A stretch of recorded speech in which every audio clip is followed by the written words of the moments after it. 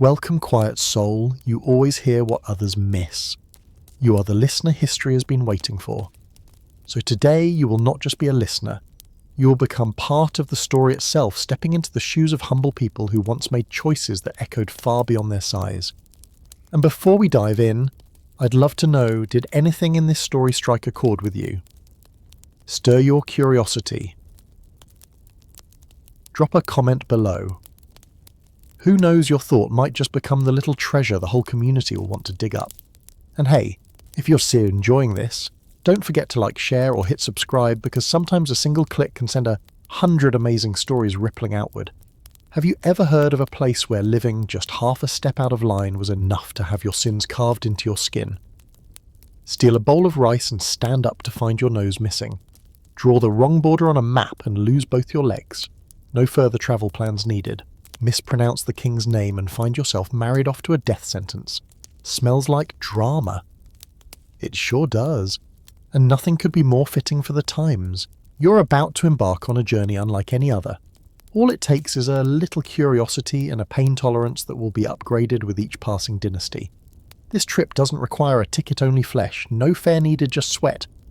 And every mistake earns you the chance to experience the most refined creations of ancient Chinese law, where punishments were crafted like traditional handmade art form in design, intricate in detail, passed down through generations and always leaving a mark. So how are you feeling now? Try a little excitement instead of fear, because soon you'll step into the skin of every kind of person this world once judged. The nameless thief, the careless midwife, the indifferent fortune teller, the unthinking cook, the unlucky assassin. One by one they all got their turn. So will you. You won't be watching from afar, you'll be seated right in the middle of the court. You have a name, a profession, a fault. A small one, perhaps just enough to earn you a sentence no modern ethics class would ever dare to teach. Ready? Hold out your hand, still got all your fingers. Better count again, still breathing. Good. Make the most of it, because now we begin. A time when punishment existed long before law, where a single nod could launch an entire career of suffering in someone else's place. Welcome to the Xia dynasty. In the horse market of the Xia dynasty, every sound had a price. The pounding of hooves against earth could be traded for gold. The snap of a whip could be traded for an agreement. The sound of haggling was exchanged for patience, but the rumble of an empty stomach in the heat of midday had no value at all. It was just a sound, a real one. Like you, a person with no name and no fixed home, born on the edge of a rice field, raised without a memory of your mother's face, or only the memory of that spot where they sometimes gave out free porridge at the start of the month. You had tried it all, carrying water, sweeping streets, stacking bricks for hire. But when your life depends on muscle, and you've never once had a full meal, sooner or later, you'll find yourself sitting at the edge of the marketplace weighing morality against hunger. That day hunger won, and the tiny cloth pouch hanging loosely from the belt of a horse trader, too busy yelling at a customer to notice, looked like a gift from heaven. You weren't a professional, but hunger teaches skill. One hand lifts your tunic, one hand reaches, just a few seconds, then run. But you didn't finish. He turned just in time, his mouth opened wider than the pouch you were trying to take. He screamed like a horse breaking loose, like someone had fallen, like the sky was collapsing. The patrol guards came running. You didn't. Your eyes hadn't even widened all the way before your wrists were tied, and from that moment on, your fate was handed over to the legal system of the Xia dynasty. Welcome to the 21st century BCE. The Xia dynasty, the first dynasty recorded in Chinese history, ruling from around 2100 to 1600 BCE. A time when laws didn't need to be written, only passed down from one mouth to the next, usually with illustrations, and you just now have been chosen as the illustration.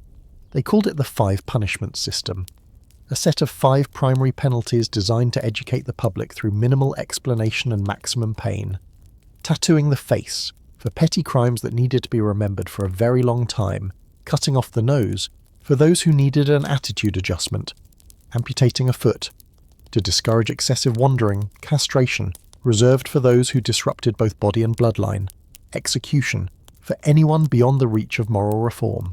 You were assigned the first category. A horse was tattooed onto your forehead as a public announcement to the world.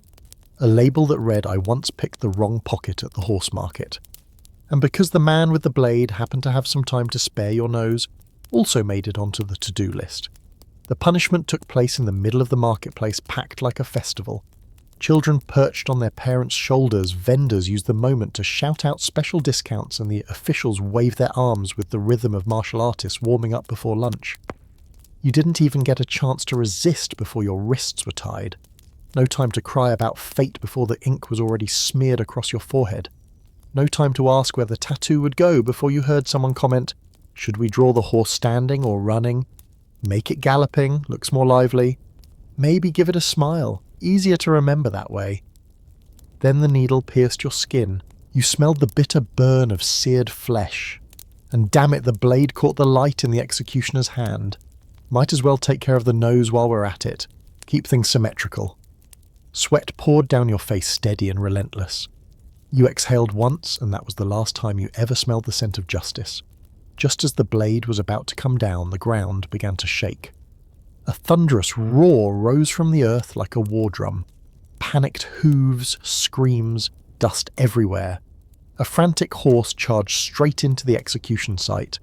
It flipped the punishment table into the air, stomped the man with the blade, and knocked over the ink basin. You tumbled across the grass, mouth full of sand and the sudden taste of survival. When you opened your eyes, the chief officer was being helped away, face torn and bleeding. And you, by reason of natural disaster, were moved to a new list. Temporarily spared. Pending further judgment, you survived. Thanks to a tremor in the earth and a horse that lost its way. You had just become a living lesson for the entire market, even though the pouch you tried to steal was worth less than the fine for sitting in the wrong place. Justice here never asks who you are. It only asks whether you're convenient to punish. You were once hungry, now you're full of pain. Once invisible, now you stand out like a warning sign in the middle of the crowd, at least until someone else picks the wrong pocket at the wrong time, under the wrong glare of an overheated official. And just like that, you have survived your first life. There's plenty more excitement ahead. Each time a new profession, a tiny mistake, and a punishment bursting with creativity. Still in one piece, good. As long as your limbs are intact, the show goes on. Caught your breath yet, you just escaped death thanks to a horse crashing through an execution ground. Still unsure whether you survive by sheer luck or because your karma hasn't ripened yet. Then suddenly a white flash explodes behind your eyes. A sharp pop echoes through your skull. Your spirit spins like a windmill, then lands not on the execution platform this time, but on a piece of silk half finished with the image of a two-headed dragon. Welcome to the Western Zhou dynasty around 1046 BCE, a time when imperial power clung tightly to the mandate of heaven, and even the stitching on a royal sleeve was read as a signal from the cosmos. You are now a palace seamstress, tasked with embroidering ceremonial robes worn by the king during rituals. That means every stitch you make is not just bound to fabric, but to fate. And then it happens. The left sleeve, the left one, the side of the heart, the seat of virtue, is 3 finger joints shorter than the right. You didn't notice, as the chief ritual officer did. He said nothing, just scratched his chin gently. Immediately the law enforcers were summoned, and the sentence was delivered in a single line.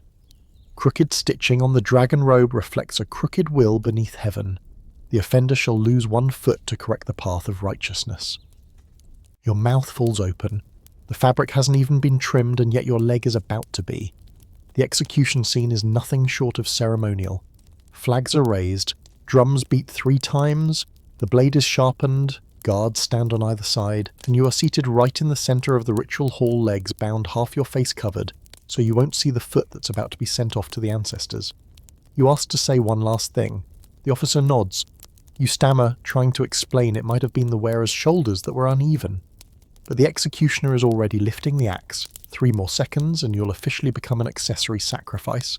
3, you inhale. 2, you lean forward. 1, you shut your eyes. And then suddenly a shout rings out. Wait! Everything freezes. The guards stop. The blade halts mid-air, just 2 trembles away from your ankle. A court official dressed in a trial version of the dragon robe steps forward, hand trembling as he points at the left sleeve. Your Majesty, it seems your left arm is shorter than your right. Silence. You still have your eyes shut, and a very earthly thought echoes in your mind. Wait, So they were about to chop my leg off because of his arm. The ritual officer turns pale. The guards glance at each other. Then the entire court lowers their heads. And you? From condemned criminal, you are instantly granted a new title. Intuitive seamstress of cosmic balance, tasked with detecting asymmetries in the forces of yin and yang through divine instinct. You have no idea what is happening. Moments ago you were nearly led away to lose a leg. Now you're being invited to accept a promotion. And just like that, you survive. Not thanks to your stitching skills, but to a divine discrepancy in the king's own left arm. One uneven hem nearly cost you a foot. One heaven-sent mismatch saved your entire body. So what's the lesson this time? Sometimes truth doesn't come from the tip of a needle. Sometimes it slips out from a crooked sleeve. You barely have time to catch your breath before you feel yourself being pulled away from that glorious borderline divine moment, pulled through the layers of music and ceremony celebrating the newly anointed spiritual tailor, pulled straight into a room thick with the stench of black ink, a place where every carved stroke had the power to twist the fate of an empire. Congratulations, you have just been reborn in a new role, Royal Scribe, a title that sounds refined, but in reality means spending your days hunched over copying imperial edicts. Every stroke must be even, every character exact. There is no margin for even half a line gone wrong. The year is now 220 BCE, and the Qin dynasty is in its full unyielding glory. The law is as rigid as iron armour, and a single misstep does not send you off course by a mile. It sends you straight into the grave, and then the inevitable happens. During an especially critical session, you are tasked with writing the Emperor's name on an edict of national governance. This document will be stamped and sent across every corner of the empire, carrying not only royal authority but also the shadow of death. Everyone knows the Emperor at this time is Qin Shi Huang, a man who hates waiting and despises spelling errors even more. You are cautious, you breathe shallowly. You twist your wrist like you're twisting fate itself. But just as you're about to complete the final curve of the character for Shai, a drop of sweat slips down and hits your wrist. Your hand twitches, and the character veers off, just slightly, but enough to turn Shai into an unrecognizable symbol. Now it looks like the name of a soup from the palace menu, or a cleaning product label stuck on a bucket. A word meant to command eternal reverence now reads like Emperor of Qin Light Broth. You know you're in trouble when the seal inspector stares at the character as if he's just seen the nation redrawn into the shape of a pear. This they call profaning the sacred character. To defile the emperor's name through a typo. A crime severe enough to erase your entire bloodline, let alone one lowly scribe who happens to breathe wrong. The castration order was issued right at midday. The reason was stated in full. To eliminate the possibility of passing errors through the bloodline. You had no words left, no more tears, and soon no more future. Your hands were tied. They brought out the castration tool, a pair of iron clamps, larger than anything ever imagined by anyone who had once thought it would be small. The furnace burned hot. The smell of scorched metal crept into your nose as if your future was being burned away at 800 degrees Celsius. You trembled. The guards trembled. The only one who didn't tremble was the executioner. He lifted the iron clamp. 1 count, 2 counts. Snap! A dry, sharp crack rang out. But it didn't come from you. It came from the executioner's wrist dislocated when the clamp handle snapped. Chaos broke loose. The guards rushed to carry him away. You took the chance and rolled. Rolled off the punishment block, rolled into a pile of embroidered silk nearby. And as if fate itself had written this moment, you were mistakenly dragged into the workshop of the court painters, the ones who created royal silk paintings. One failed castration, one well-timed roll, one vanishing act pulled off from right beneath the earth, and one historic mix-up of identity that would soon be whispered through the ages. So you survived, again. Not because anyone showed mercy, but because a clamp snapped. And maybe because heaven wanted to see just how far you could stretch your stay on earth. What did you learn from it? A single twitch of the hand nearly cost you your future. One perfectly timed fall landed you a career painting silk in the royal court. You begin to understand that in the Qin dynasty, every small mistake is etched into your flesh forever, and every time you survive, it's as if history debugged itself using a glitch no one saw coming. Are you ready? Because next time you won't be writing words, you'll be rewriting someone else's fate. You thought that after the Emperor's soup name scandal and the near candlelit castration you might get a moment to breathe and feel remotely alive. Of course not. You're pulled through again. This time it's smooth, as if fate decided to slap you gently just to keep you warm. You open your eyes. There's a towel in your hand, blood on your face. Below you a woman screaming her voice raw in labour. Above you a swarm of palace maids rushing back and forth like they're rehearsing a royal dance. And in the centre of it all is you in the role of royal midwife. The year is somewhere at the beginning of the 1st century CE in the Han dynasty, a time when Confucianism ruled supreme rituals, where sacred ranks were everything, and gender expectations were clearer than a dowager empress's stare when eyeing the belly of her eldest daughter-in-law. This is a birth of imperial magnitude. The empress's belly is the size of a harvest season. Everyone is holding their breath to see if the child arrives with the breath of dragons or with the curse of disappointment. You with zero experience in childbirth, not even from your past divis, are relying entirely on instinct and a bit of boldness to carry this one through. A cry pierces the air. You feel a rush of relief. You lift the newborn wipe, her face, wipe her hands, and then proclaim with the force of an imperial decree, "A little princess has arrived." The entire room fell silent. Time stood still. The Empress turned pale as if she were about to deliver part 2. A eunuch dropped his bowl of ginger water, and from behind the screen came a voice deep and thunderous, shaking the air. A princess?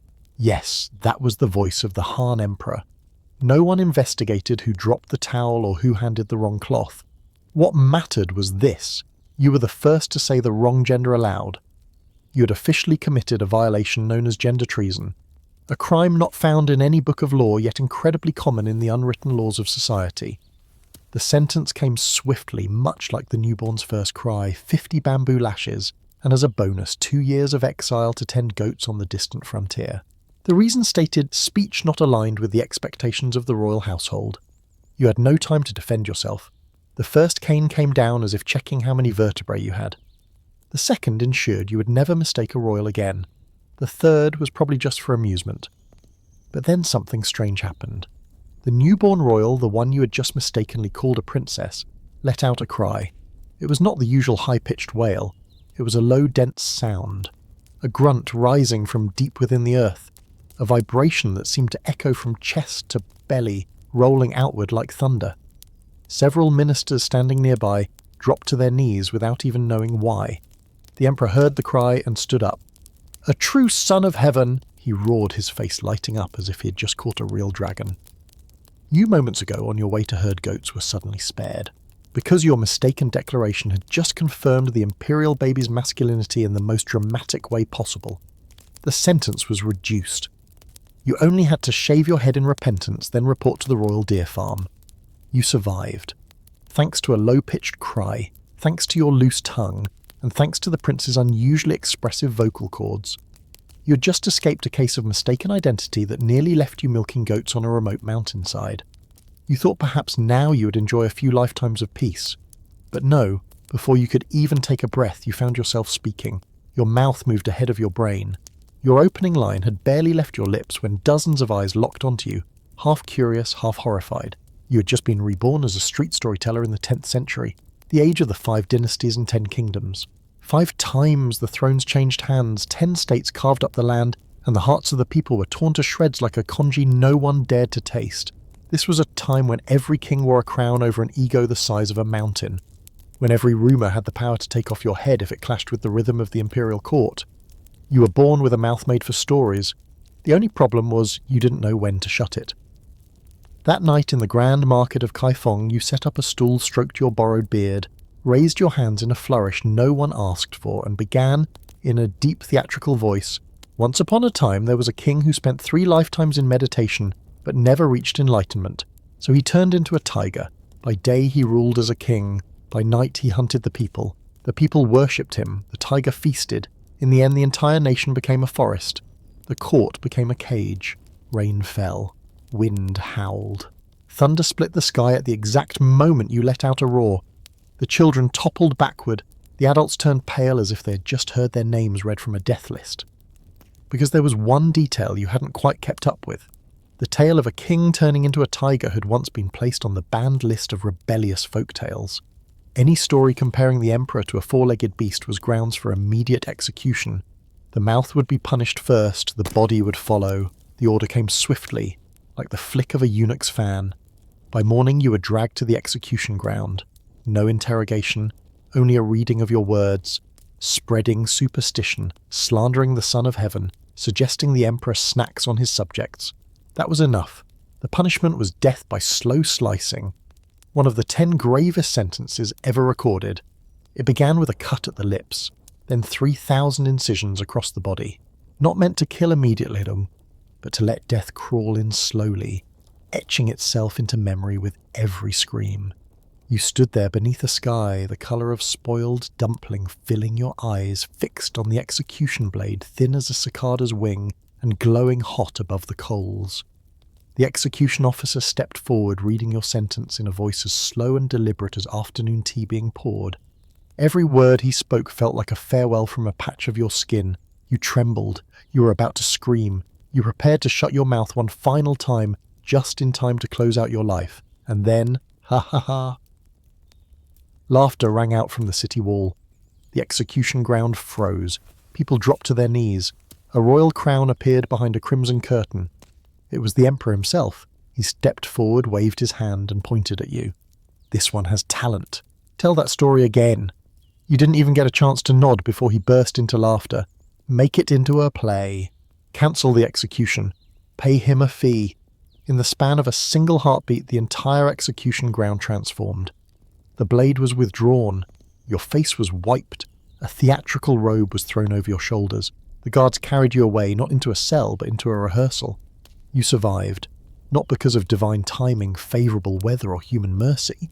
You survived because the mouth they nearly sliced open had become premium entertainment. From that day on, you carried with you a sweaty truth. In a world where power has no fixed form, telling the wrong story might sometimes save you. But telling the right story at the right time to the right audience, from the right angle, that is how you stay alive. You once escaped death by slow slicing with nothing but a story that reached the emperor's heart. But before you could enjoy even a moment of fame born from disaster, fate decided that every talent comes with a transfer option, especially if your mouth had once come this close to being cut off. You woke up to the smell of fried shallots, the sound of boiling water, and the frantic yelling of an assistant chef delivering a moral lecture with a wooden spoon. Congratulations, you had just been reincarnated as an imperial cook during the Song dynasty, a dynasty known for its heavy focus on civil governance, its intricate cuisine, and its psychological punishments that dripped slowly but sank deep. Emperor Taizu of Song had only recently taken the throne. The entire court was still scrambling to consolidate power. At such a time, even a single bowl of beauty-boosting soup could turn into a political weapon. You did not know that, and that was the problem. That day, your only task was to prepare a restorative soup for the Empress. The recipe was clearly written: chicken broth, a few slices of ginseng, some goji berries, a pinch of specially refined sea salt, but your eyes were blurry, your hands were shaking, and the salt jar sat right next to a jar of premium laxative powder reserved for extreme emergencies by the royal kitchen. You grabbed the wrong one? You sprinkled the wrong one? You had no idea that a single flick of your wrist had just loaded a live round into the digestive system of the empire. 15 minutes later, the inner palace became a medical triage centre. The royal physician was yanked from a dream about herbs and harmony. The empress let out a roar in a tone never before documented in court history. And you bound with coconut fibre and dragged straight to the court of judgment. The charge assaulting the empress's internal organs through a systemic mistake. The sentence water torture, one drop at a time directly to the forehead until you felt the weight of your sins. Sounds light. Try lying beneath that pavilion and see. A single bamboo tube fixed just above you dripped one precise drop at a time. Each one landed in the centre of your forehead like it was training your guilt through sound waves. Drip, drip, drip. At first it was just damp. Then it itched. Then it burned. Then your entire brain seemed ready to withdraw its application for human existence. You were ready to give in. You were about to beg for mercy. Then on the 386th drop, a sudden stumble echoed behind you. A scream, the sharp sting of acid in the air, a loud "ah!" From someone it wasn't clear who, but it definitely came from the interrogator's side. The bottle of acid meant to be mixed into the water for harsher tortures had slipped and spilled onto his hand. The guards panicked. The physician fainted. You, quick as a flash, were dragged outside to allow the court to re-evaluate the severity of your crime. Conclusion temporarily spared, and reassigned to the hot water department. You had survived, again, because fate had tripped over a bottle of acid. This time the lesson was sharp and simple. One tilted spoon, one distracted glance, one gut reaction could unlock a sentence that lasted longer than an entire dynasty. You sipped a ladle of boiled water. Your tongue still tasted the burn. Your heart still beat to the rhythm of dripping drops. That meant you were still alive. So onward you went, into a dynasty where every question began with, "What do you see in the future?" And every sentence was handed down because someone answered out of tune with the emperor's desires. You had just crossed over once more, awake enough to open your eyes. In front of you lay a straw mat in the middle of a dusty market. Dust filled the air. A crowd gathered. Above your head was a torn hat. Beneath you an old pillow. And yes, congratulations. You had just been reborn as a wandering fortune-teller. The setting was the 13th century. The Yuan dynasty had just taken control over parts of what is now northern Vietnam. Han Chinese, Mongols, Confucian scholars and border tribes now mixed together like a hot pot with no clear broth. The markets buzzed, rumours flew wild, and you were pushed into the role of forecasting destiny for all kinds of clients while your own survival still depended on tomorrow. That morning you read the rice vendor's fortune. It came true. By noon you read a noble child's palm slightly off. By afternoon, for reasons known only to heaven, you were summoned by palace guards. Someone had claimed you had predicted political unrest. You were dragged into the governor's hall like a guest of honour. The official asked, "What do you see for the year ahead?" You replied, "I see a dragon turning into a snake. The snake coils into a sleeve. The sleeve rises and leaves the court." The room turned cold. Dragon, snake, sleeve, court, put them together, and there was only one conclusion: treason. The official nodded. One single nod. It meant judgment. No need for explanation. And fate once again required no translation. You were sentenced under the law of defaming the will of heaven and distorting the emperor's divine mandate. The punishment was brutal. Your mouth to be torn open, your hands to be severed, your body to be buried alive head down. Each step carried out in a ceremony more solemn than a royal wedding. You were tied to a wooden frame, your mouth stuffed with cloth, your arms stretched wide. The blade approached your lips, ready to slice. And then... Wait. The voice rang out from behind. The one who shouted was none other than the young Prince Shu, the same boy whose palm you had read earlier that morning.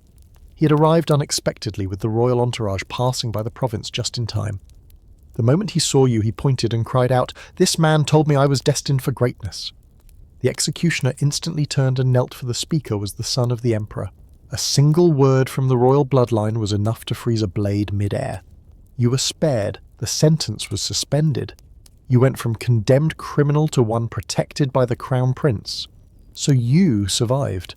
Not because of your ability to foresee the future, but because of one lucky compliment that happened to strike the softest spot in a royal bloodstream. What was the lesson this time in an age where every word could be spun into political meaning? Being a fortune-teller wasn't the problem, but guessing too close to the court's anxieties could change the colour of your fate. And yours just changed. From pale white with fear to a flushed red of still being alive. Once again, you lived. And after surviving, what then? Then it is time to die properly. You've just fallen into your 8th life. It is the final one if both reincarnation and criminal law proceed as scheduled. The current era is the year 1730 during the reign of Emperor Yongzheng, the 5th ruler of the Qing dynasty. He is remembered for 3 things: eliminating every rival faction, executing even members of his own family, and writing imperial edicts so long they made ordinary citizens want to die just from reading them. In this life you are an honest scholar official. You refuse bribes, even simple gifts like sticky rice cakes. You never embellish reports. You cannot hold your breath when you see injustice. You have submitted petitions criticizing the arrests of poor farmers who could not pay taxes. You have told the emperor to his face that he sits more than he rules. You once proposed cutting the imperial feast budget to build winter shelters for the poor. Then your father, a senior magistrate in Guangxi, died under suspicious circumstances in prison after being accused of hiding treasonous documents. Your mother passed away from illness while waiting for news from you. You lost your home, your family, and your faith. The only place left to pour what remained of you was the court. The final spark ignited on the night of the 8th day of the 8th month when you received word that your fiancée, the girl who had stood by your side since before you knew how to read, had been summoned to the palace. The reason given was her exceptional intelligence and eyes bright as mirrors. 2 months later, she was named a royal consort. 3 months later, rumours spread that the emperor had written poetry for her and promised to teach her the path to becoming empress. For 3 years, you wrote no more petitions. You skipped all court sessions. You spent your time studying maps of the palace, learning how to walk without making a sound, and practicing how to hide a knife inside your sleeve without letting it reach your expression. On the night you acted, you entered the Forbidden City through the very passage where you once brought her rice cakes. You moved through corridors, slipped past guards, turned at the breezy veranda. And there he was, Yongzheng reclining in his chamber. One hand rested on his belly. The other held the poetry scroll. You approached. 1 step, 2 steps. You raised the blade. Boom. Behind it came your bloodline, your sorrow, and a scream pressed down through 8 lifetimes. You struck. Blood splattered across the silk curtain embroidered with dragons and phoenixes. The scream tore into the night like wind, ripping through the breath of sleep. The scream tore through the silence and collided with the sound of a jade cup shattering from the emperor's hand. His body jolted. He threw his head back. His eyes widened in disbelief, staring directly at you. You had not yet pulled the knife out. Your hand still gripped the hilt. Blood continued to flow down the golden collar of the imperial robe. He was not dead, but the court had awakened. A scream sliced through the rear chamber, landing in your chest like an arrow wrapped in velvet. Stop. An assassin. She emerged through the fading veil of incense smoke, her trembling hand clutching the pillar. Her eyes locked on yours, and it was unclear whether the fear on her face came from shock or from realizing the man who had stabbed the emperor was the same one who once wrote her poems at the age of 14. Guards swarmed in like ants from a shattered nest. They slammed you to the floor, tied your hands behind your back, and dragged you from the chamber like a living sack of treason. No one asked why.